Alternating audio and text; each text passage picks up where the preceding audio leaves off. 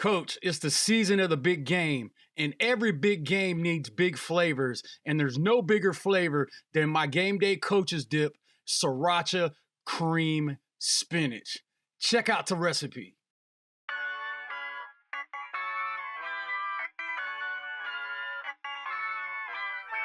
All right, Coach, so the first thing you do is you start off with the olive oil and salted butter, preferably in a heavy bottom pot. I'm using a 5-quart Dutch oven here. I'm going to add the butter in there, and then you're going to chop up, and you don't have to worry about being famous chef style with the shallots and the garlic, but about 3 large shallots and 4 cloves of garlic, and you're going to get those in there, and you're going to put the shallots in first because the garlic will burn, and then once you do the shallots, get them a little translucent. Then you're going to follow in with the garlic. And don't worry, the recipe is in the description. And if you stay tuned to the end, there's a cool graphic that you can look at that shows you everything you need to do. So as you're sauteing the garlic down, which should take a couple of minutes, then you're going to come in with the garlic for about a minute or so, and kind of get it fragrant. I like to do the salt and pepper here, so do salt and pepper to taste. This particular batch was going to family meals, so it wasn't real spicy. It's like if we were doing it on game day, I would add way more sriracha and pepper and some other little things just to throw in there. But you're going to put 2 pounds of baby spinach in your pot, and I know that looks like a ton, but after you put a lid on it for about 4 or 5 minutes, it'll wilt down, and you'll see here in a second when I take the lid off. How it's already wilted down. I like to go about halfway through and then try to mix in the shallots and the garlic and the butter and the oil just to kind of get a little wet, and you'll see as it starts to wilt down. And I'm doing this kind of like on a medium-low heat. I don't have this thing screaming hot or anything like that because we're using a lot of cream and a lot of cheese and stuff. So here I'm putting about 2 cups of heavy cream, depending on how thick you want it. If you're going to use it as a dip, I think you need to go on the heavier side with the cream, so go 2 cups instead of 1.5 cups here. So I did go 2 cups.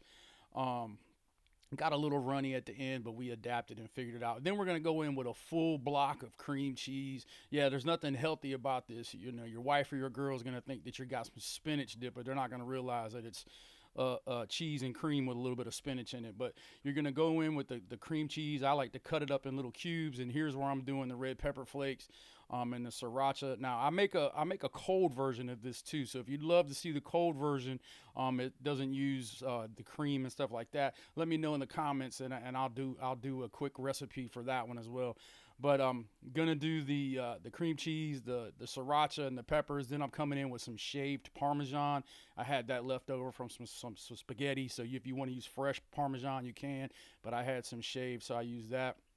And then we come in with some shredded Gruyere and some fresh mozzarella. Also, I had left over for some from some stuff that I had made, so I just threw all that kind of in there. Preheat your oven to 350. You know, it's just me and Tracy, so we have the small one. So I went ahead and transferred it into a small tin, and you can see that there.